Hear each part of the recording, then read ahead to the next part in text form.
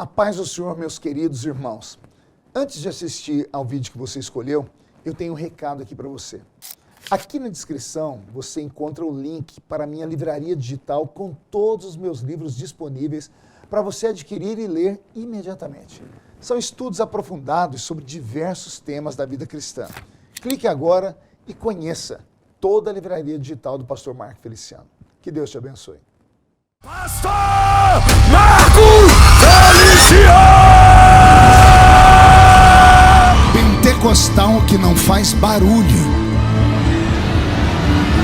tá com defeito de fabricação, não é? O diabo tem jogado na sua cara, falando pra você que você não pode mais, você não vai mais. Quem é o diabo para colocar um ponto final onde Deus ainda está escrevendo? Homens tomam o que homens dão, o que Deus dá pra nascer um macho que tire.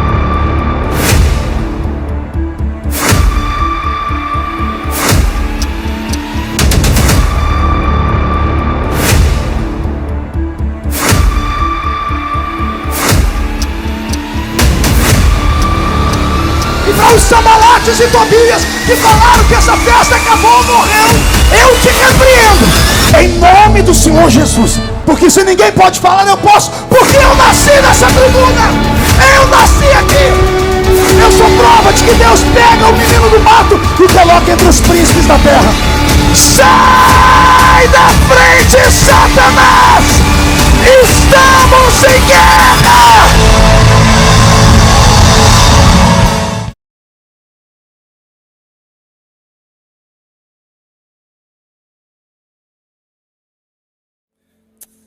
Glória a Deus. Eu quero a minha carteirinha de membro então já. Eu cumprimento a todos com a paz do Senhor. Quem está feliz com Jesus hoje? Então encontre uma pessoa bonita do seu lado e dê um sorriso para ela. Ficou difícil aí, né? O único que acertou a mão nessa hora foi o pastor Edmar, né? O pastor Edmar olhou ali para a pastora Lélia e eu vi troca de amores pelos olhos, né? Os dois não parecem um casal de pastores. Eu estou olhando, estou vendo Bill Clinton e Hillary Clinton. Ô casal bonito, né? Uma alegria estar aqui, rever o Vitinho. O Vitinho também, né? Tá parecendo aqueles atores da Rede Globo, olha lá, ó. Barbinha, um tênis. Um dia eu queria ter um tênis desse ainda. Deus vai me dar ainda, em nome de Jesus, né? Quero cumprimentar a pastora Laís, é sua esposa, né? Ela está aqui. Ela trabalha. Alguém trabalha nessa família, né? O cantor Josué, cadê o Josué? Está aqui na minha frente. Josué, eu coloquei um apelido nele, Topete Bigode. Não, é sério, o topete dele só é feito na régua, né, Josué? Uma alegria.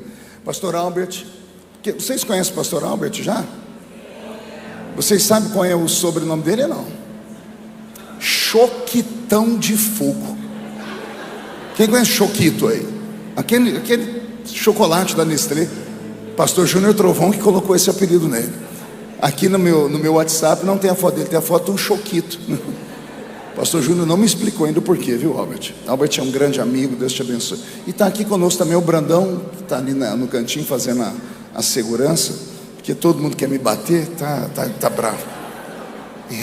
Porque não é você, né? Ainda mais quem não usa aquele número 13, só Jesus na causa, né? Alguém trouxe Bíblia? Abra sua Bíblia comigo no primeiro livro do profeta Samuel. Samuel, capítulo de número 10. Livro do profeta Samuel, capítulo de número 10. Está escrito: E então tomou Samuel um vaso de azeite e derramou sobre a cabeça, beijou e disse: Porventura não te ungiu o Senhor por capitão sobre a sua herança? Ausentando-te hoje de mim, acharás 2 homens junto ao sepulcro de Raquel, no território de Benjamim, que está em Zelza, os quais te dirão: acharam-se as jumentas que foste buscar, e eis que já o teu pai deixou o negócio das jumentas e anda aflito por causa de você, dizendo: que farei eu por meu filho? E quando dali passares adiante e chegares ao carvalho de Tabor, ali te encontrarão 3 homens que vão subindo a Deus até Betel, um levando 3 cabritos, um outro 3 bolos de pão e o outro um odre de vinho. E te perguntarão: como estás? E te darão 2 pães que tomarás das suas mãos. E então chegarás ao outeiro de Deus, onde está a guarnição dos filisteus. E há de ser que, entrando ali na cidade, encontrarás um grupo de profetas que descem do altar do monte e trazem diante de si saltérios, tambores, flautas, harpas, e eles estarão profetizando. E o Espírito do Senhor se apoderará de ti, e profetizarás com eles, e serás transformado em um outro homem. Amém? Feche a Bíblia, coloque no banco, na cadeira, e pegue na mão da pessoa mais perfumada do seu lado. Isso.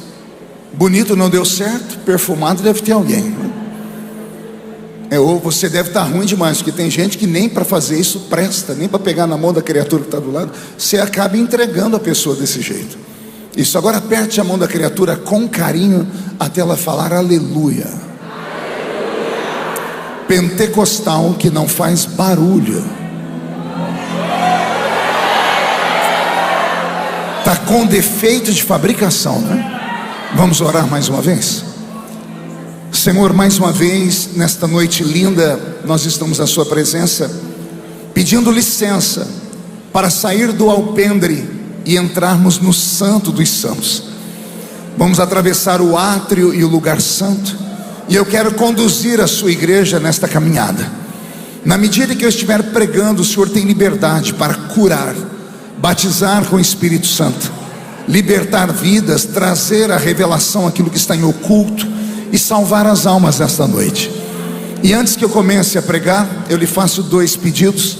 O primeiro é que o Senhor cerque esta igreja com a sua glória, e que num raio de 5 quilômetros, onde houver um demônio alojado, eu dou a esses demônios segundos para sumirem daqui, porque se não sumirem, serão queimados pelo poder da sua glória, que aqui será derramada. Rasgue os céus sobre nós esta noite. Manda anjos de fogo descerem aqui, que estes anjos desçam trazendo brasas de fogo nas mãos. Comecem a esparramar estas brasas entre nós, e onde houver um crente cheio do Espírito Santo, pega ele nesta noite, Jesus, e mostra o caminho da verdadeira e poderosa adoração. Fala conosco, fica conosco, é o que eu te peço agora e sempre. E toda a igreja diz: os que podem, tomem seu assento, aplaudindo a Jesus, porque Ele é bom, porque Ele é maravilhoso. Vitinho, me ajuda com aquilo que eu te pedi do som do teclado, tá bom? Muito obrigado. Queridos, a noite de hoje promete muito. Se eu conseguir transformar em palavras o que Jesus colocou no meu coração, e a metade do que está aqui for transportado para o seu coração, vai ter pessoas que hoje não vão encontrar nem o rumo da sua casa quando o culto terminar. Vão sair daqui tomados pelo Espírito Santo. Alguém acredita que Deus ainda fala? Então dá mais um grito de glória daquele tamanho que só vocês sabem. Pronto.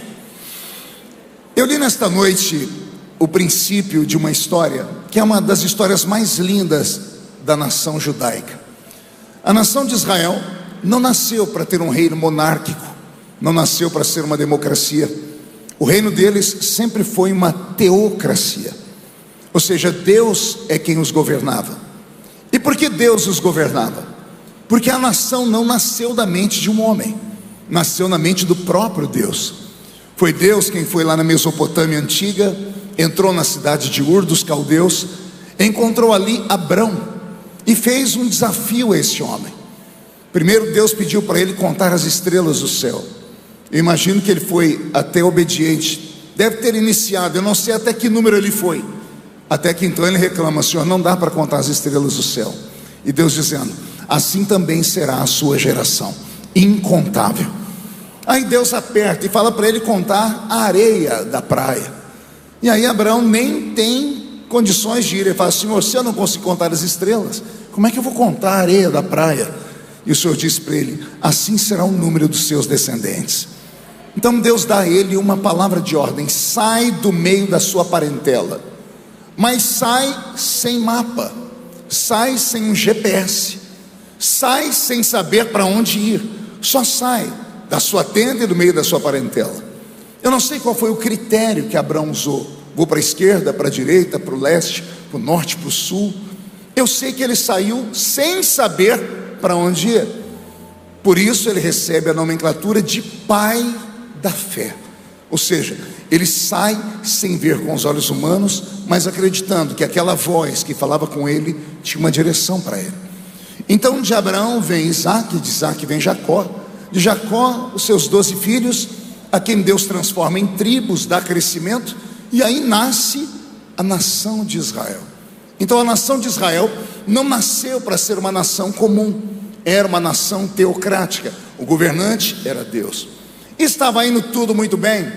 Na verdade não muito bem, ia sempre aos trancos e barrancos. Se você pegar o livro de Juízes, por 270 anos, nós vamos ver Israel cair e levantar como um bêbado. Israel se erguia e tombava. Deus tirou eles lá do Egito, colocou eles na terra prometida, e agora que eles têm todos os motivos do mundo para adorá-lo, eles não dão conta de adorá-lo. Eles fazem questão de mexer lá nas suas tralhas que vieram do Egito e pegaram as pequenas imagens esculpidas por mãos humanas, herança da Mesopotâmia, que acabou chegando no Egito e agora faz parte da cultura deles. E então começam a adorar Baal, Astarote, Azera, Marduk, os deuses da Mesopotâmia antiga. E Deus nunca apoiou isso. Então qual era a forma que Deus usava para puni-los? Deus tirava a sua mão e incitava o coração das populações vizinhas. Ora eram os heteus, os heveus, os girgazeus, os zeus daquele mundo antigo. E Deus tinha uma finalidade: curar o seu povo do maior de todo, ou da maior de todas as enfermidades, da maior de todas as doenças, que era o pecado da idolatria. Mas Deus não teve sucesso no livro de Juízes. Por isso, por 270 anos, Israel se levantava e tombava, se levantava e tombava. Por que isso, pastor? Porque quando tudo estava mal, eles escondiam as imagens e se lembravam do Deus de Abraão.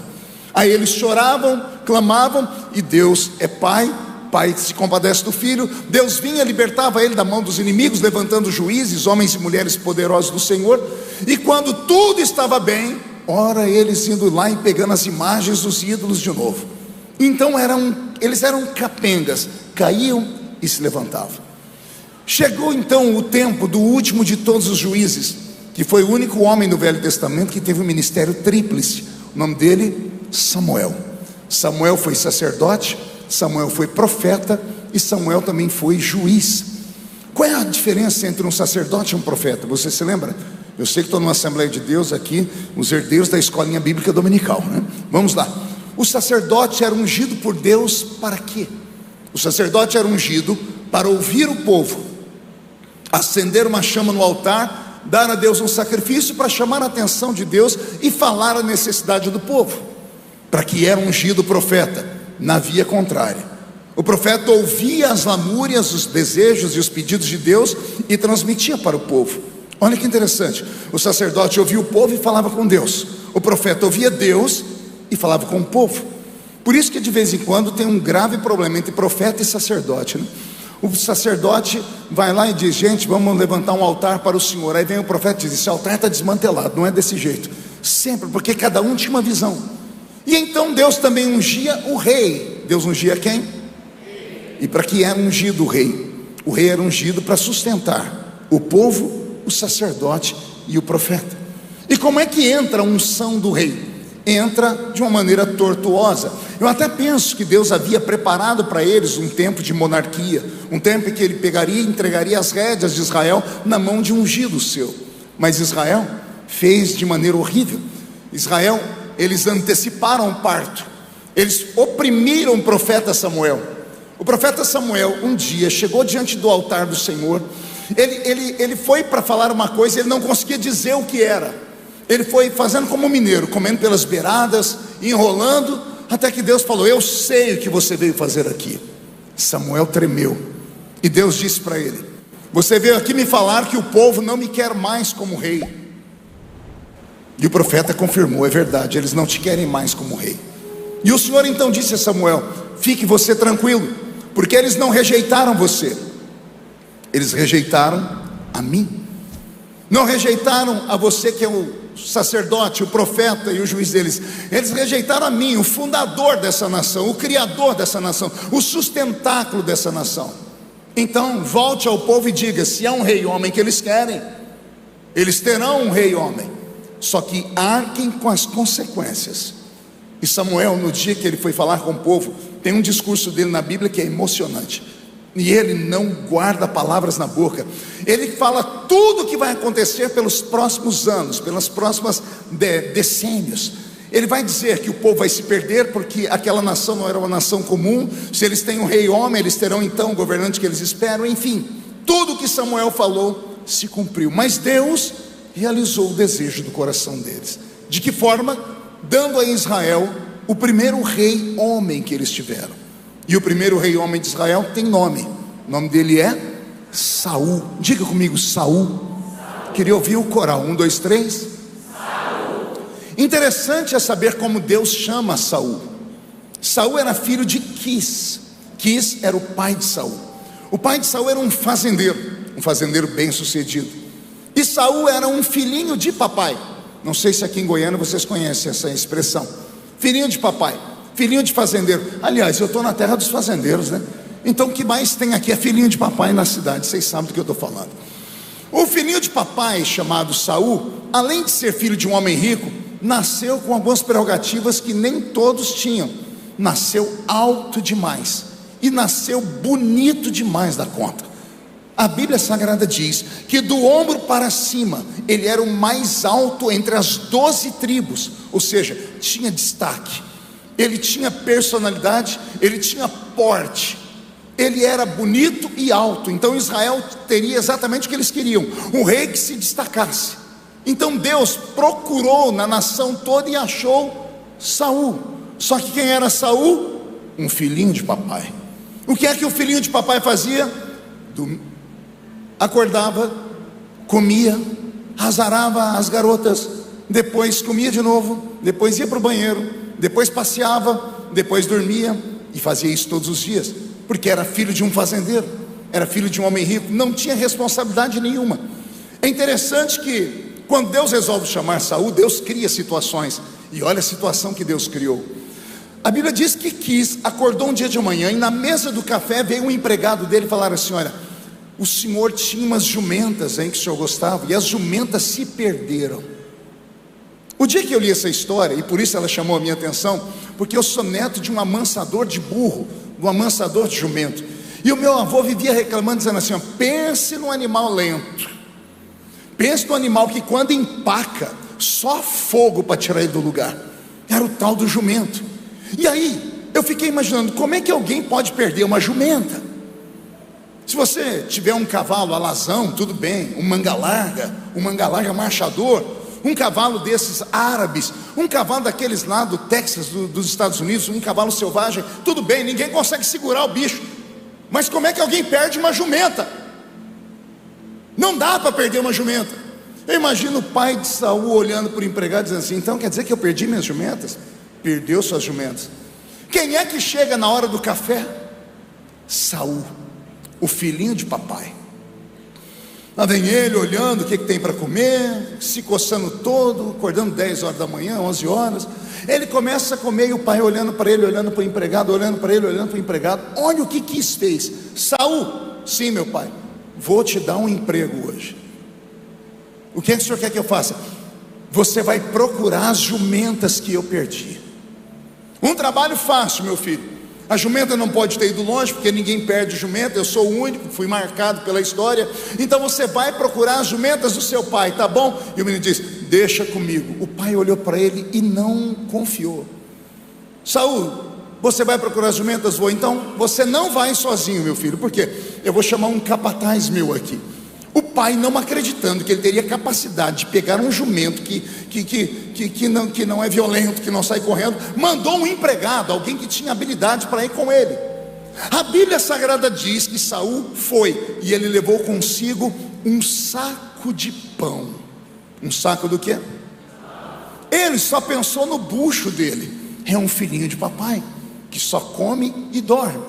Ele sentou no lombo do cavalo junto com o capataz e foi, o empregado e o senhorzinho. A Bíblia Sagrada diz que quando chegaram num certo lugar, Saul colocou a mão no alforje dele para pegar pão e não tinha mais comida. A Bíblia diz que instantaneamente ele falou assim para o empregado dele: acabou a comida, vamos voltar para casa. Ele não estava nem aí para a jumenta, ele só pensava nele. Quando ele disse para o empregado: vamos voltar para casa porque acabou o pão, o empregado disse: meu senhor, se não me falha a memória, nós estamos num lugar aqui especial em Israel. Se não me falha a memória, nessa colina mora um santo homem de Deus, mora o profeta Samuel. E Saul dizendo: e daí? E daí que ele disse: e se nós formos até ele? Ele é vidente, ele pode nos dizer onde é que estão as jumentas. Saul, mesmo sendo filhinho de papai, sabia que com o homem de Deus não se brincava. Ele diz: eu até queria ir, mas eu não tenho nada para oferecer ao profeta. O que eu trouxe foi pão e o pão acabou. Aí o empregado disse para o patrão, preste atenção nesses detalhes: eu tenho aqui, meu patrão, 1/4 de ciclo de prata. Eu empresto para o senhor e o senhor dá para o profeta, e depois o senhor me paga de volta.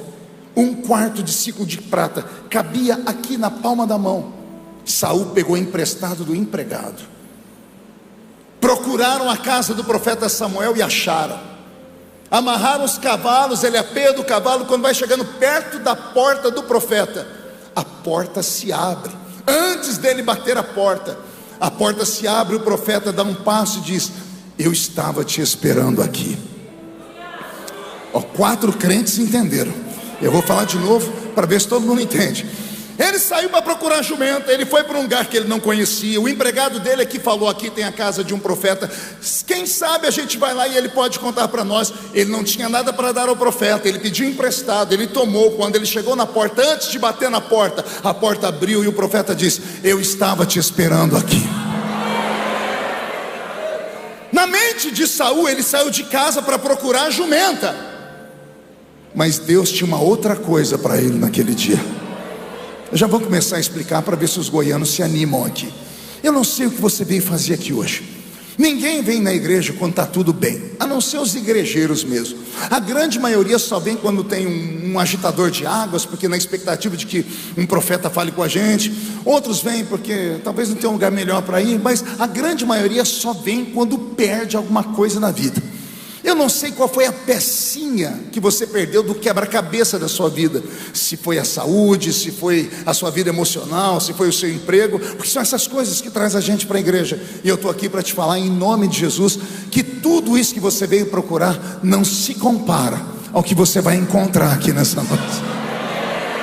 Pode explicar melhor, pastor? Explico. Deus usou uma isca para te trazer aqui, porque se não fosse através da dor, você não viria. Se não fosse através desse momento de dificuldade, você não estaria aqui. Mas o Senhor me manda te dizer: você veio procurar jumenta, mas o que eu tenho para você é infinitamente maior do que jumenta. Você vai voltar para sua casa hoje completamente transformado. Se alguém acredita nisso, dê mais um grito de glória a Deus, por favor. Veja só, lá está o rapaz na frente do profeta. Eu imagino ele engasgando, porque ele não conhece o profeta, mas o profeta, além de conhecê-lo, já sabe o nome dele. Então ele olha para o profeta e entra na casa do profeta. Alguém se lembra que eu disse que ele queria voltar para casa por quê? Tinha faltado a comida. Quando ele entra na casa do profeta, tem uma mesa posta. A Bíblia diz que todos os anciãos de Israel estavam ali, representante das 12 tribos, os homens que falavam pelo povo de cada tribo. Ninguém sai de casa da noite para o dia. O profeta mandou um convite para todos eles: vocês estejam na minha casa dia tal, hora tal. Por quê? Porque eu tenho algo para comunicar a vocês da parte de Deus. Quando eles chegaram, já tinha uma mesa posta, comida estava pronta, a mesa estava pronta, só que ninguém tocou na comida. Pergunte por quê? Só falo se todo mundo perguntar. O profeta disse: a mesa está pronta, mas ninguém come, porque o convidado principal vai chegar aqui ainda.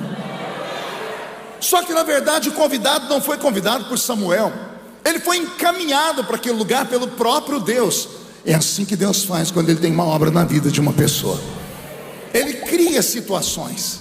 Quando eu era jovenzinho na igreja, e jovenzinho pregador ainda, eu passava por crentes que sofriam, e eu pregava muita mensagem sobre alma. No fim do culto vinham para mim e me contavam as histórias deles. Eu sempre fui intercessor, eu absorvia as dores, e eu passava dias maus. Não sei se aqui dentro tem alguém que tem ministério de intercessão. O intercessor não ora pela pessoa, ele se coloca no lugar dela. Se você fizer uma oração de intercessão de 30 minutos, você vai sair com o seu corpo todo dolorido. É como se a carga da pessoa toda viesse sobre você. E eu, como intercessor, fazia isso. Eu terminava toda a noite ruim, porque todo crente tinha uma coisa ruim para me contar. Aí o tempo passou, e agora eu com essa barba branca, onde chego, vem os outros crentes contar as mesmas histórias de dores. Só que agora eu não fico mais triste, eu não fico dolorido. Aliás, tem dias que eu nem expresso nada com o rosto. Teve crente que já disse assim: nossa, o senhor é insensível. Eu estou falando que eu perdi tudo, o senhor não está nem chorando, o senhor não está falando nada. Eu digo: não, querido, não é insensibilidade. É que eu sou experiente o suficiente para te dizer que eu sei onde essa história vai dar. Ele diz: mas como assim, pastor? Eu digo assim: Deus só prova aquele que Ele quer aprovar. Não, vou tentar falar para ver se todo mundo entende. Deus só deixa você perder uma coisa quando Ele quer te devolver pelo menos em dobro ali na frente. Não, Deus não é sádico. Deus não se alimenta da sua dor nem do seu sofrimento, mas às vezes Ele é obrigado a permitir que situações adversas aconteçam na sua vida, porque só assim você chegaria aqui no culto hoje.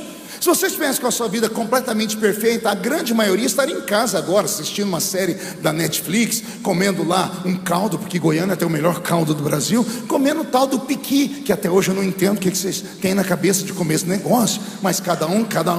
Não, você estaria em casa tomando uma bela de uma Coca-Cola, ou os crentes mais fracos escutando o Gustavo Lima, né? Não interessa, você não estaria aqui. Você só veio para cá hoje porque você sabe que você já tentou. No lado A não deu certo, no B não deu certo, no C também não. Restou para você a casa do Deus de Israel. Então Deus colocou um anzol no seu queixo, Ele te fisgou e Ele te puxou para cá hoje. E Ele continua mandando te dizer: fique em paz, eu já cuidei da sua história. Eu só te trouxe aqui para tentar abrir a sua mente, a sua visão, porque o que eu tenho na sua vida é algo infinitamente maior. Alguém acredita que Deus tem um plano na vida dele aqui? Então não dá um grito agora, não, dá um berro de glória a Deus aí, por favor. Pois é, Saul se assenta, e ele não se assenta em qualquer lugar. Samuel deixou um lugar do lado dele. Samuel autorizou a comida, só que na frente de Saul não tinha prato.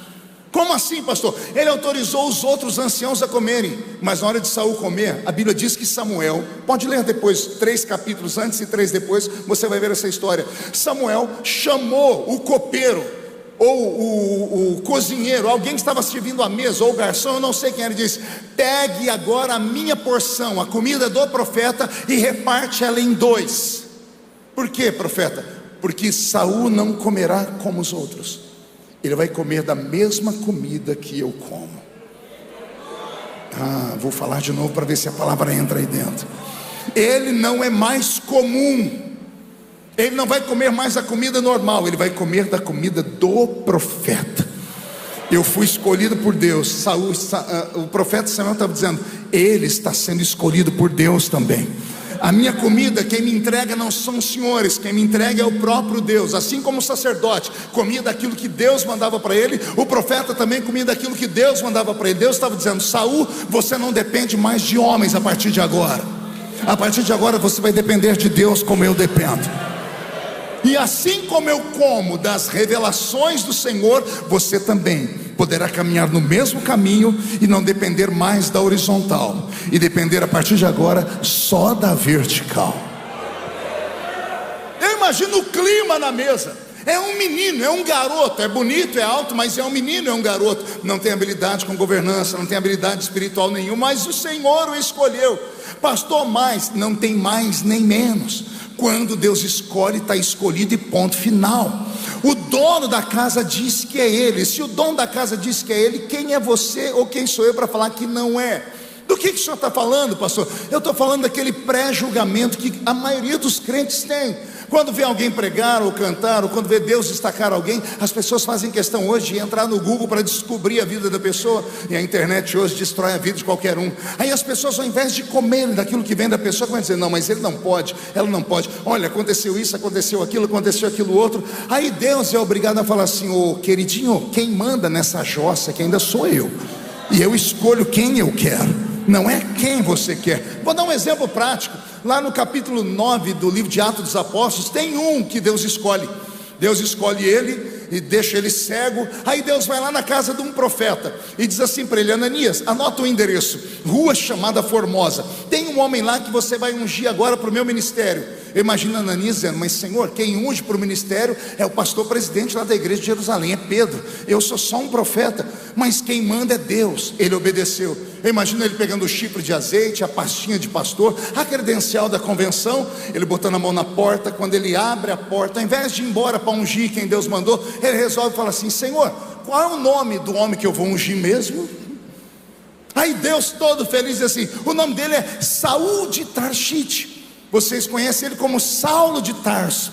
Ananias, ao invés de falar: muito obrigado, senhor, estou indo, Ananias olha para fora, imagino eu, para ver se ninguém escutou aquela heresia. Ele fecha a porta, põe um chifre de azeite de cá, a pastinha de lá, fala: Senhor, vamos conversar. O que você quer conversar, Ananias? Esse aí não é o assassino de crente? É o assassino de crente. Esse aí não é o perseguidor? É o perseguidor. Esse aí não é o anticristo? É o anticristo. Senhor, mas ele não presta. Aí o criador do mundo olha para a criatura, o dono olha para o empregado e diz assim: deixa eu te falar um negócio, quem manda sou eu, quem escolhe sou eu. Eu arco com as consequências, porque eu vejo o que você não vê. Ele não presta para você porque você só vê um palmo na frente do seu nariz. Eu já enxerguei o futuro. Hoje ele pode estar me dando prejuízo, mas no futuro ele vai me dar um lucro extremamente violento. O que o senhor quer dizer com isso, pastor? Eu quero dizer que Jesus vai te levantar depois dessa noite. Vou falar de novo, acionei o modo profético. Se quem crê recebe. Deus vai te levantar depois dessa noite. O que vai chegar de gente e botar o dedo no bedelho, vai falar que você não presta, que isso, aquilo, por favor, ignore, dê um beijinho no ombro e fale para eles: quem me escolheu não está aqui, está sentado no alto e sublime trono, vai reclamar com ele. Deus escolheu Saul e ponto final. Samuel não perguntou para os líderes: vocês aceitam a governança dele? Vocês aceitam que não, ele só diz: aqui está o rei de Israel. Eu subi um arrepio na coluna. Imagine, ele sai procurando jumenta e ele recebe uma coroa. Para chegar até ali ele teve que pedir 1/4 de ciclo de prata emprestado para o empregado. Ele vai voltar para casa como dono de todas as minas de ouro e prata de Israel. Mas você não está entendendo, eu vou falar de novo. Ele saiu de um jeito, ele saiu sem nada, tendo que pedir emprestado. Ele voltou milionário para casa. Agora você entendeu, pega essa palavra aí. Quem sabe Jesus te trouxe aqui porque você está desempregado, porque você está atribulado, porque você está... Se eu perguntar aqui quem está endividado, eu acho que só o nosso pastor que não vai levantar a mão. Até os bancos da igreja é perigoso virar o pé para cima aqui, né? E olha Jesus falando: você veio e pediu até emprestado, você corre o risco de sair por aquela porta como o maior empresário da cidade de Goiânia, como o maior fazendeiro da cidade de Goiânia. Por quê, pastor? Não tem porquê, tem o desejo dele, e o desejo dele é inescrutável para nós que somos seres humanos. A mente humana não é capaz de tentar compreender a mente de Deus. Por isso alguém escreveu assim: a loucura de Deus é mais sábia que a maior sabedoria aqui da terra. Já pensou se Deus hoje, com a loucura dele, resolve te exaltar, resolve te tirar do anonimato, resolve te tirar do monturo e te colocar entre os príncipes da terra? Se Deus for escolher uma pessoa aqui dentro para fazer isso, quem é a pessoa? Quem se candidata? Deixa eu ver. Não acredito em você. Você primeiro levantou, demorou para levantar a mão. Segundo, está me olhando com uma cara feia, parecendo que foi batizado num pote de vinagre. Terceiro, está me olhando com esse olho seco, parecendo olho de sapo que morreu no dia de enchente. Achou que eu não ia falar, né? Quarto, está me olhando num culto de festa pentecostal com essa boca travada, essa boca de aço, essa língua de ferro e esse queixo de concreto. Se você acredita que Deus pode mudar a sua vida, reage, pelo amor de Deus. A nossa fé é uma fé pentecostal. Essa igreja é uma igreja pentecostal. Eu estava ali do lado do pastor, o Roberto, cantando, e o pastor orou em línguas. Eu disse, eu estou no lugar certo. Se nós estamos numa igreja pentecostal, o nosso culto ele é místico. Ele extrapola os limites da razoabilidade humana. O nosso culto começou aqui em Goiânia, mas nós já estamos agora chegando perto das regiões celestiais. É claro que nem todos, tem gente que vem para a terra e se agarra à terra e não solta ela, mas tem crentes que já estão chorando, estão com a mão erguida, estão dizendo, esta palavra é para mim. Se tem alguém que acredita que esta palavra é para você, reage e faz um barulho para acordar a cidade inteira nesta hora.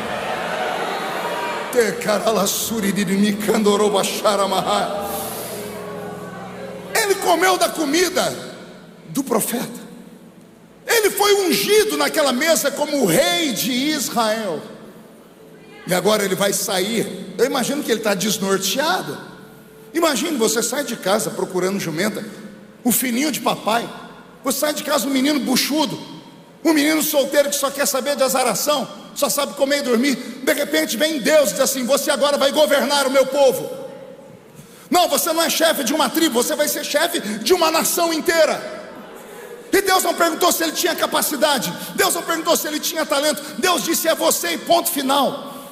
Ele então está desnorteado. Quando ele vai descer a escadaria da casa, Deus toma o profeta em revelação. Aleluia. O profeta segura ele pelo ombro, imaginou ele dizendo, Saul, Deus está me mostrando. O que, profeta? Você saindo daqui e passando pelo território de Zelza. E o que tem no território de Zelza? Você vai passar pelo sepulcro de Raquel. Lembra do texto que eu li? Ao sair daqui, você vai passar pelo sepulcro de Raquel. 2 homens vão vir ao seu encontro, tentando te atormentar, dizendo, as jumentas do seu pai já foram encontradas, o seu pai está preocupado com você. O profeta diz, ignore-os e continue marchando. Quer ver a revelação? Não todos, mas alguns, pastor, quando saírem desse culto, debaixo dessa promessa, a primeira coisa que vai acontecer com eles é passarem perto de um cemitério, porque uma sepultura vive num cemitério. E o profeta está dizendo, quando você sair daqui, você vai passar pela sepultura de Raquel, que está em Zelza. Você vai passar pelo meio do cemitério, e em cemitério só tem coveiros, e coveiro só serve para uma coisa, enterrar aquilo que estava exposto. É Deus dizendo assim, quando você sair desse culto hoje e contar para alguém o que aconteceu, vão falar para você, você ainda acredita em pastor? Você acredita ainda naquela igreja? Para com isso, aquilo é só para roubar o seu dinheiro, é só ilusão. São os coveiros que vão cruzar o seu caminho. Você tem 2 opções, ouvir os coveiros e voltar triste para casa dizendo, eu fui enganado, ou você tem a condição de sair como Saul. Quando ouvir os coveiros, atropele-os, passe por cima deles e grite, eu me apego na palavra profética, eu guardo ela no meu coração, porque Deus não é homem para mentir, não é filho do homem para se arrepender das coisas que ele fala. Quando ele fala, ele cumpre. Homem fala em pé, não sustenta sentado, mas quando Deus fala, ele cumpre o que ele fala. Pastor, como é que eu sei que esta palavra é para mim? Geralmente Jesus toca quando ele está falando com a pessoa. Está com o corpo arrepiado, está chorando aí, subiu um arrepio pelo alto da cabeça, se emocionou. Você acredita que essa palavra é para você? Se você acredita, pegue ela com unhas e dentes, coloca aqui no coração e manda um recado para o diabo. Não tem anjo no céu, não tem demônio no inferno, e não tem homem na terra que roube a promessa que Deus está me dando aqui nesta noite. Alguém crê que essa promessa é para ele? Então agora não dá um grito não, dá um berro aqui, mas um berro daquele tamanho.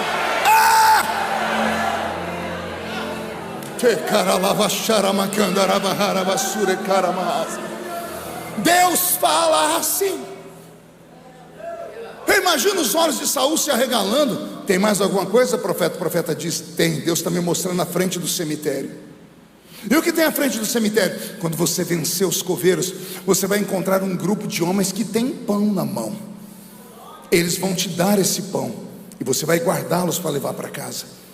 É a maneira de Deus dizer: não importa quanto tentem tomar de você a palavra que você recebeu, se você crer, a palavra vai te sustentar durante o caminho. O que faz o milagre chegar, e eu preguei isso aqui da última vez que eu estive nessa linda igreja, é que toda promessa passa pelo teste do tempo. Você tem que aguentar o tempo, e para aguentar o tempo você tem que estar alimentado. Alimentado do que, pastor? Crendo nas palavras que você recebeu. Quando alguém profetizar sobre a sua vida, deixa eu te dar uma palavra. Não fica olhando o vaso não, porque às vezes o vaso é caiado. Não o caiado daqui, tá? Caiado no sentido literal, destruído. Senão alguém filma, manda pro caiado, ele briga comigo, né? Às vezes o vaso está destruído, mas o que está dentro do vaso é o que importa. A palavra falada por Deus não faz curva. Você só tem que aguentar o tranco e continuar pegado na promessa. Ainda que você não veja, você só tem que dizer: eu sei que o meu Redentor vive e em breve se levantará para me socorrer. Saul vai querer sair, o profeta diz: calma que eu estou vendo mais. O que o senhor está vendo? O senhor já viu o cemitério? O senhor já viu o homem com pão? Eu estou vendo a parte principal. O que? Quando você passar pelo homem do pão, você vai encontrar um grupo de profetas que estão subindo a Deus no alto, e eles não estão indo de mãos abanando, eles estão levando flautas, saltérios e tambores. Eles estarão louvando, eles estarão profetizando. E o que eu faço? Você dá um jeito de entrar no meio dos profetas, fica bem no meio do fogo. Por quê? Porque o Espírito que está neles. Ah, Jesus! Olha o que Samuel diz: se você encontrar os coveiros, atropela eles. Não fica perto de quem tem a língua do tamanho da minha gravata. Faça as suas escolhas nessa noite. Quer continuar a ser apenas uma pessoa bem querida? Então continue andando com a sua rodinha de crentes, que quando termina o culto, se reúnem lá fora com a língua do tamanho da minha gravata, repito, para falar mal de tudo e de todos. É você quem faz a escolha. Agora, se você acredita que Deus ainda faz, se reúne com gente mais crente do que você. Se reúne com aqueles crentes do manto, do mistério. Aqui tem uns 4 aqui dentro, tem. Aqui tem gente que sobe o monte para orar, tem gente que já tem. Aqui tem gente que gosta de vigília, tem crente aqui que dá lugar. Então se aproxima deles. Quanto mais barulhento for, melhor. Por quê, pastor? Porque essas criaturas, elas fazem coisas na terra que faz o próprio Deus ficar de pé no trono. Pastor, não estou falando demais. Alguém aqui tem por acaso uma mãe de oração? Alguém tem? Alguém tem aqui aquela irmã que você tem o telefone dela, que na hora do aperto é para ela que você liga? Pois é, quando você recebe um aumento, quando você faz, você não lembra da criatura de jeito nenhum. Mas deu problema é a pessoa que você liga. Ora, o Deus dela não é o mesmo que o seu. Ela não foi salva pelo mesmo sangue que você. Por que você precisa dela? É porque você sabe que ela não é uma pessoa normal. É uma caminhante de 2 mundos. Parte dela pisa nessa terra, a outra parte pisa nas regiões celestiais. Samuel está dizendo: se aproxima dos profetas, se aproxima desse povo que só sabe adorar a Deus, não importa se é de manhã, de tarde ou de noite. Se aproxima de gente que só fala de Bíblia. Mas pastor, aí é fanatismo. Depende do ponto de vista. Eu enxergo de outra forma. Para mim não é fanatismo, para mim é Bíblia. O coração fala daquilo que a boca está. A boca fala daquilo que o coração está cheio. Falei ao contrário, vocês foram comigo. A boca repete aquilo que está dentro do seu coração. Você fica com gente que só sabe falar do jogo do tigrinho, que só sabe falar da última série da Netflix. A pessoa fala tanto que está igualzinho a série. Eu acho que é na HBO, The Walking Dead. Um monte de zumbis frequentando igreja. Um monte de gente que está morta achando que está viva. E não está viva porcaria nenhuma, porque vem para uma reunião como essa e não consegue sintonizar conosco. Está numa Assembleia de Deus, mas pensa que está em uma igreja tradicional ou reformada. Não, eu não preciso gritar, eu não preciso pular, eu não preciso disso. Eu não sou mais um crente menino ou coisa ruim. Isso não tem a ver com a mente, tem a ver com a sensibilidade do coração. Anote isso: fervor do Espírito não tem a ver com mente, não tem a ver com anel de formatura. Por que não, pastor? Eu me comunico em 3 idiomas, escrevi mais de 20 livros, 4º mandato como deputado federal. Acho que meu vernáculo é bem apurado. Sou uma pessoa, me sinto quase que um intelectual. E nem por isso, quando o Espírito Santo vem sobre mim, eu fico dizendo assim: glórias a Deus, amém. Não, quando o Senhor vem, eu entro no mistério, eu pulo, eu grito, planto bananeira, salto. Por quê? Porque a minha mente não tem a ver com o meu coração. Sabe o que está faltando para você? Sensibilidade. Você se tornou uma pessoa muito religiosa, muito metódica. Não, pastor, eu estou na igreja desde a época de Noé. Alguns não são tão velhos, não viram o dilúvio, mas pisaram no barro que sobrou na terra. Aí você fala: não dê desculpa, não fale que é porque você é estudado, que tem muita gente estudada que é do mistério. Não vem colocar a culpa no seu diploma, não é isso. A questão está dentro de você. Em algum momento da sua vida você perdeu a sensibilidade, perdeu o fervor e se tornou uma pessoa que hoje usa do relativismo para explicar a sua friagem. Não é assim. Eu até dou glória a Deus, mas quando eu sinto. O que você quer sentir para dar glória a Deus, seu infeliz? Quer sentir o vento das asas do anjo, do arcanjo Miguel? Quer sentir uma brasa de fogo de um serafim queimando os seus lábios? Eu não preciso sentir nada para dar glória a Deus. Basta eu saber que o meu nome está escrito no livro da vida. Preciso te lembrar: você é um errante nesse mundo. Você é um exilado nesse mundo. Explica melhor, pastor. Explico. Quando você aceitou Jesus, você deixou de ser um terráqueo, você se tornou um ET. Eu estou pregando para ETs nessa noite aqui. Como assim, pastor? O que é um ET? Não é o de Varginha não, Bocó.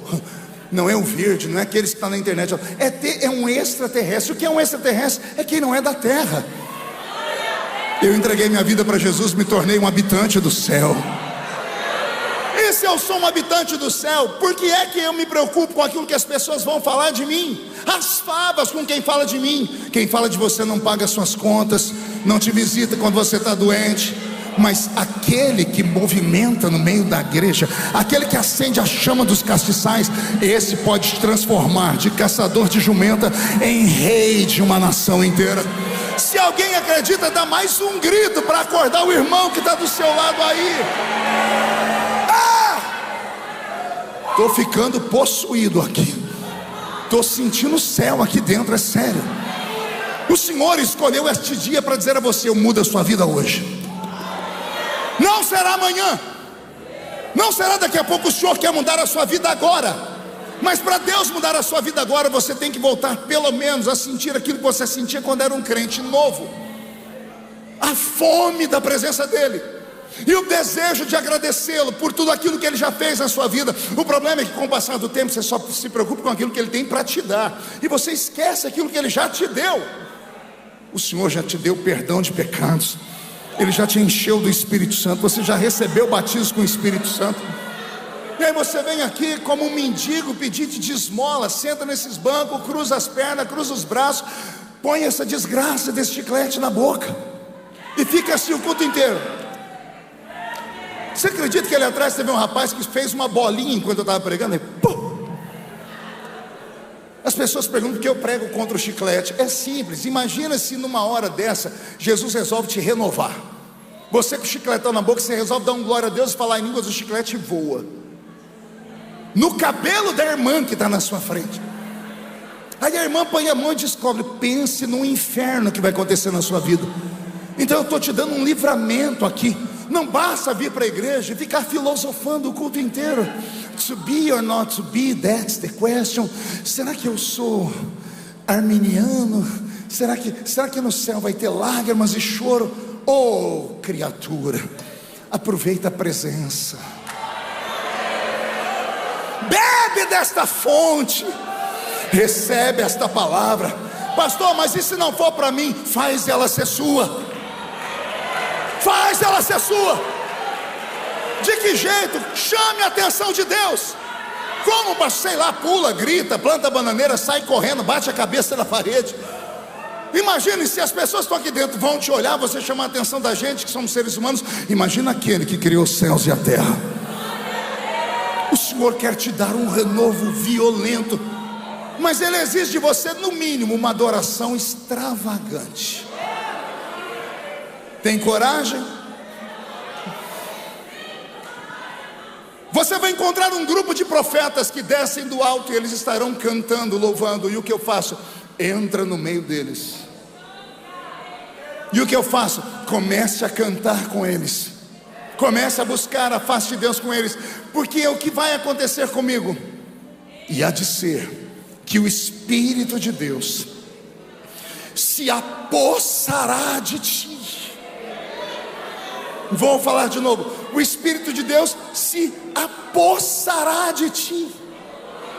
A palavra apossar é possessão. Se você procurar aí no dicionário Aurélio, nos dicionários brasileiros, o que é possessão? Eles só entendem um tipo: possessão maligna, quando uma entidade toma um corpo. O ímpio não sabe que Deus também faz possessões. O dicionário brasileiro diz que só existe possessão se for da parte do diabo. Aí eu li um texto que o Senhor diz: o meu espírito vai se apossar de ti. Vou falar de novo: o Espírito do Senhor se apossará de ti. Agora respire fundo aí. O Espírito de Deus se apossará de ti e te tornará, no original, te transformará em um outro homem. A promessa de Deus não é que você será um homem reformado. O Senhor não está prometendo fazer uma harmonização facial em você. Não é uma cirurgia plástica. Não é uma blefaroplastia. Falar 3 vezes, está batizado com o Espírito Santo. Sabe o que é blefaroplastia? É uma cirurgia que faz aqui em cima. Eu estou precisando fazer, inclusive, porque eu não estou nem enxergando direito mais. Ficou velho, vai caindo tudo derrete. O Senhor não quer fazer uma cirurgia plástica. A promessa de Deus não é você ter um momento de êxtase, levantar a mão, chorar e falar: nossa, eu senti Jesus hoje, atravessar aquela porta e voltar para uma vida tacanha, pequena, vazia, pecaminosa, guardando seus pecadinhos de estimação e não abrindo mão deles por nada. Não é esta a promessa. A promessa é te transformar. A palavra transformação no grego é a palavra metamorfose. Eu amo gente que estuda. Você fala, a mente deles vem comigo. Metamorfose. O que é metamorfose? É uma coisa ser transformada em outra completamente diferente. A metamorfose mais conhecida da história é a da lagarta, que anda pela terra com as suas centenas de pernas, e todo mundo olha para uma lagarta e sente nojo daquele bicho. Algumas inclusive deixam um rastro, uma gosma, parece que cuspiu. A maioria delas, porque não todas, quando encontra uma plantação, ela destrói tudo que tem pela frente. Ninguém gosta de lagarta. Mas de repente, a lagarta que sobrevive às repugnações humanas, ela chega um tempo que vira uma chave na cabeça dela. Todas elas fazem por isso. Elas procuram um lugar mais alto, porque até então só rastejaram. Se penduram, criam um casulo ao redor delas. E dias depois o casulo se abre. Tinha entrado uma lagarta gosmenta, horripilante, destruidora e nojenta. De repente sai de dentro do casulo uma borboleta com asas gigantescas, que agora só vai voar em lugares altos. Eu não conheço colecionador de lagarta, mas eu conheço um monte de colecionador de borboleta. Isso é metamorfose. É o que Deus propôs para Saul. Você vai voltar para sua casa transformado em um homem. Você chegou como um menino buchudo, vai voltar como um homem. Chegou como alguém que não tinha nada, pedindo emprestado, vai voltar milionário. Chegou como alguém que acordava tarde, não tinha responsabilidade, vai voltar para governar um país inteiro, uma nação inteira. A proposta de Deus para quem veio para esse culto nessa noite é essa: quando este culto terminar e aquela porta se abrir, você volta para sua casa completamente transformado. Pastor, eu não estou vendo. Não precisa ver, basta você crer. Você volta para sua casa transformado. A transformação vai ser tão violenta que eu vou te dar conselhos. Chegando na rua da sua casa, chega berrando essa noite: cheguei! E se aquela vizinha linguaruda, fofoqueira, subir no muro e falar: está me chamando assim? Não estou falando com você, estou falando com quem mandava. Repito, no passado mandava na rua da minha casa: Zé Pilintra, Zé Pilantra, Chucaveira, Tranca-Rua, Preto Velho, Nega Velha, obra de feitiçaria. Quem manda aqui agora sou eu. Você veio para cá e perdeu o controle sobre a sua filha, sobre o seu filho, sobre o seu casamento. Assim diz o Senhor: quando sair por aqui, eu te devolvo o controle da sua casa toda. Veio para cá descontrolada financeiramente, o meu Deus ainda é dono do ouro e é dono da prata. Volta com o controle sobre as suas finanças para casa nessa noite. Saiu daqui, veio para cá descontrolado do seu ministério, passando por violências, querendo entregar carteirinha. Assim diz o Senhor: eu restauro o seu ministério nesta noite. Eu te dou uma unção tão grande que você vai sair dessa igreja na força de uma leoa parida. Já viu essas expressões? Leoa parida. Uma leoa parida, nem o leão aguenta ela. Ela luta pela cria dela, se for preciso, com o inferno inteiro. O que Deus está te dando nessa noite é tão forte, é tão violento, que a pessoa que está sentada do seu lado perdeu a chance de pegar um celular e fazer uma selfie com você agora. Por quê, pastor? Porque agora ela está sentada aqui, você chama ela até pelo primeiro nome.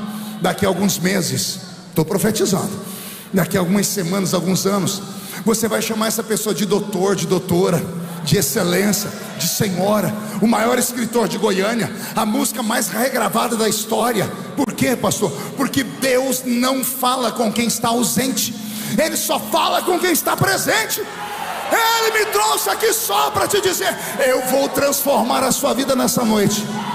Mas para isso você tem que provar que merecer você não merece, mas pelo menos que você quer isso. Alguém quer? Mão direita para cima, chacoalhe ela. Agarre o ombro da criatura do seu lado. Eu amo fazer isso. Agarrou, porque tem gente que nem para me obedecer presta, ou raça ruim. Agarrou o ombro. Diga para a pessoa: o médico falou para não contrariar. Agarrou, chacoalha a pessoa até ela ficar irritada. Não, não é assim não, é assim, ó. Chacoalha a pessoa, diga: Deus te trouxe aqui. Sacode ela, diga: para isso. Sacode, diga: para isso. Deus te trouxe aqui para sacudir a sua história nessa noite.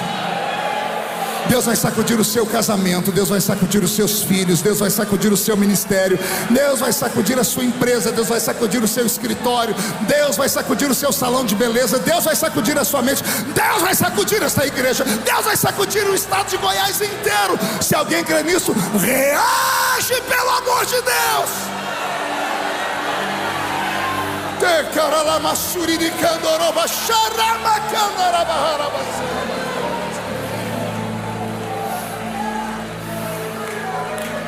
Você veio procurando uma coisa, pode ficar de pé comigo. E o Senhor manda te dizer: eu permiti tudo, só para que você viesse aqui e eu pudesse falar com você nessa noite. O seu destino não é continuar rastejando como uma lagarta. O seu destino é voar como uma borboleta. Se alguém acredita nisso, diga: eu creio. Feche os olhos por um momento. O pastor me deu autoridade para fazer as coisas aqui. Eu quero fazer um convite nessa noite, mas eu quero que você preste bastante atenção no convite, porque cada vez que você vem ao altar, você faz uma aliança, um pacto. Alianças e pactos têm preço. Então, por favor, não venha só emocionado. Feche os seus olhos. Eu quero orar só com quem cansou de ser uma lagarta, só com quem cansou de ser repudiado, humilhado, cuspido, rejeitado. Eu quero orar com quem quer voar. Só que tem um preço. A sua saída dos bancos, a sua caminhada pelo corredor da igreja, chegar aqui perto do altar, vai te fazer inimigo número 1 do diabo. E o diabo usará de todas as artimanhas, incluindo lá no cemitério usar alguém para roubar a sua paz. Mas se você permanecer firme, Deus tem um pão da revelação para te sustentar. E depois Ele vai te levar para o meio dos profetas, e Ele vai te ungir, e a sua história será linda. E enquanto permaneceres com Ele, Ele permanecerá contigo. Porque infelizmente a vida de Saul termina ruim, porque em algum momento ele rejeitou da parte de Deus tudo aquilo que Deus havia dado para ele. Então a culpa não foi de Deus, foi dele. Mas enquanto ele foi fiel, o Senhor foi fiel a ele. A igreja de olhos fechados. Eu quero orar com essas pessoas. Tem alguém cansado e quer uma mudança na sua vida? Estou te esperando aqui no altar. Teve um corajoso.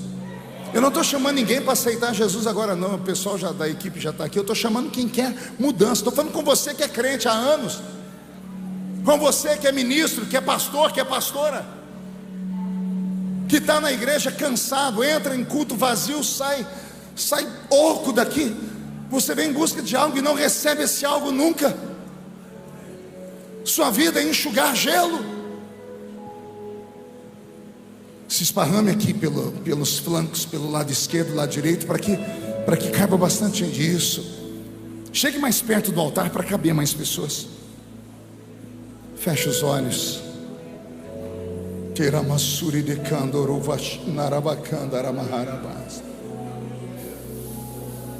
Teralassuri de Candaramas. Seriatoriamah Checandarabas.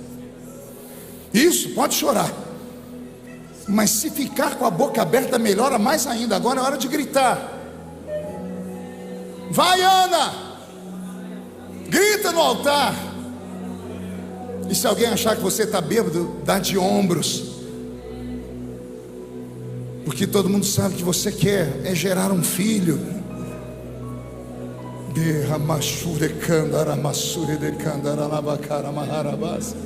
Estou sentindo Jesus aqui. Os que permanecem nos bancos, fechem os olhos e comece a orar. E comece a adorar. E comece a clamar. E comece a dizer: Senhor, confirma. E comece a transformar a vida dos seus filhos. O seu Deus ainda se chama Jeová Jiré, o Deus da providência.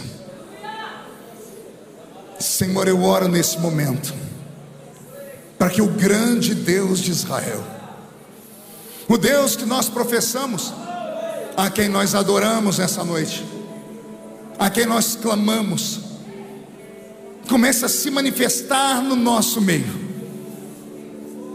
destravando vidas, quebrando os grilhões e soltando, Senhor, aquilo que prende o seu filho e a sua filha a uma vida pequena, a uma vida vazia. O Senhor ainda é o Deus da providência. Então comece, Senhor, a mostrar para nós que o Senhor nunca mudou. O Senhor que se encontrou com Saul naquele dia, se encontre conosco aqui nessa noite, em nome de Jesus, seu Filho.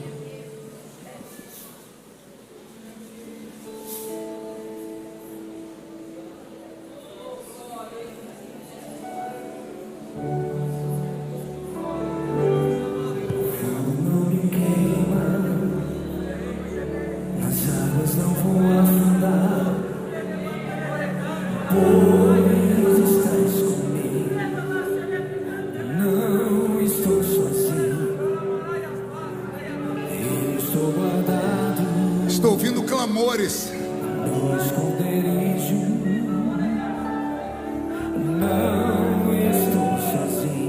Estou ouvindo gritos. É assim que funciona.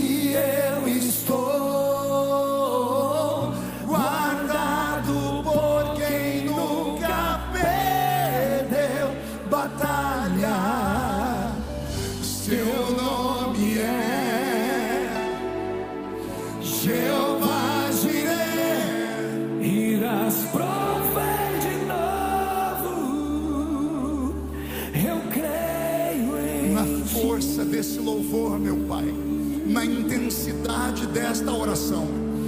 Eu ouço barulho de espadas acima do teto da Assembleia de Deus Buena. Eu ouço barulho de espadas, anjos e demônios degladiando.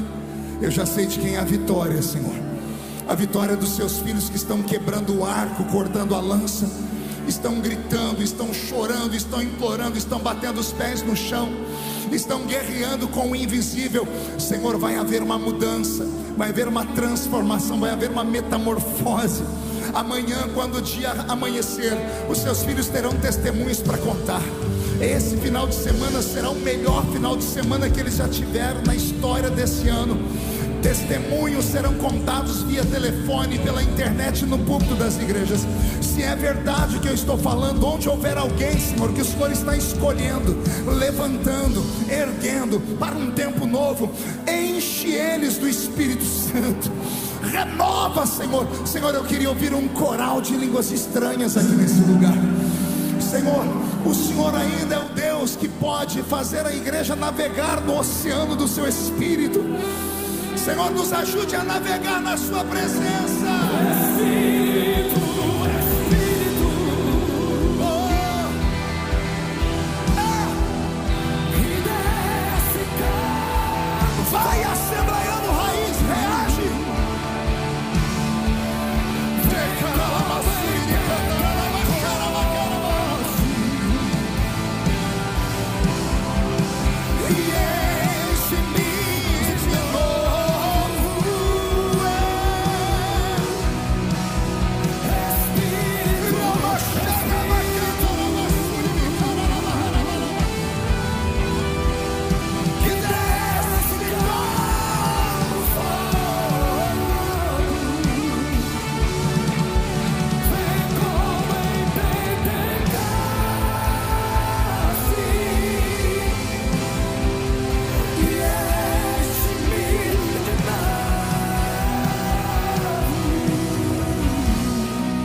Termino dizendo que aos que vieram aqui à frente, para cada dia de humilhação haverá dupla honra. E eu profetizo para todos os que estão aqui dentro, que a glória da última casa será maior do que a glória da primeira. E quem viver verá, para ver onde Deus vai te colocar. E quem acredita, levante a mão direita para o céu comigo e diga em nome de Jesus: todos os demônios que roubaram a minha fé, a minha alegria, eu ordeno, venha para a palma da minha mão, feche a sua mão, vou contar até 3, você vai jogar no chão e pisar em cima. Vai se cumprir Lucas 10:19, vos dei poder para pisar sobre serpentes e escorpiões, sobre todo o poder do diabo, e nada fará mal a vocês.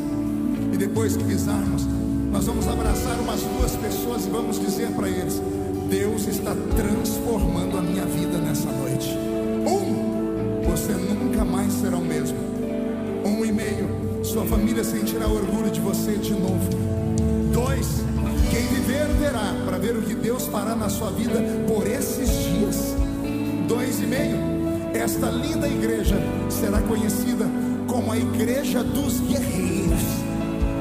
2,75, Goiânia, como eu sempre profetizo quando estou aqui, será mais uma vez a capital do avivamento do Brasil. 3, jogue no chão, pise em cima, abrace 2 pessoas e diga: Deus está transformando a minha vida. Abrace alguém, não fique sozinho. Ele vem me buscar e com ele eu irei. Eu não sou daqui, pra casa voltarei. Ele vem me buscar e com ele eu irei.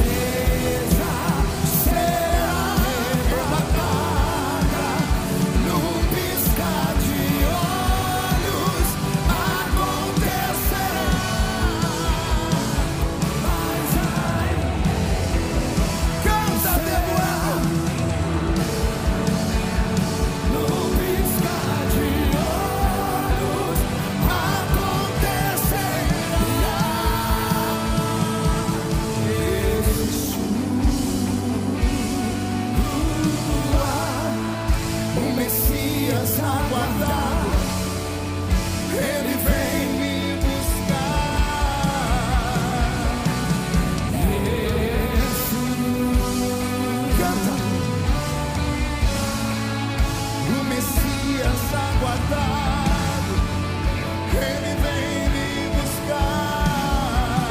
Pela última vez,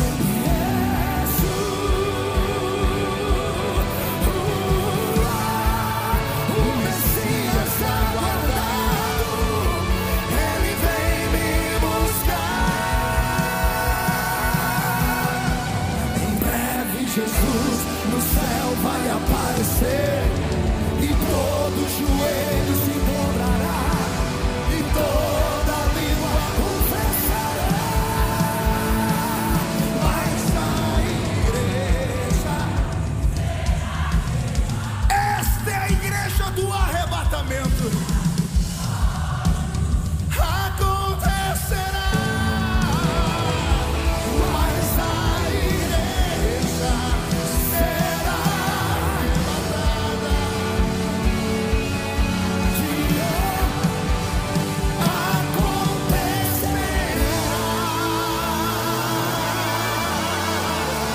Quem pode aplaudir? Quem pode aplaudir e gritar? Quem pode aplaudir, gritar e dar um pulo para cima?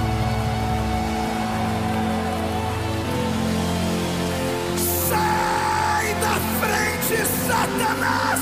Estamos em guerra!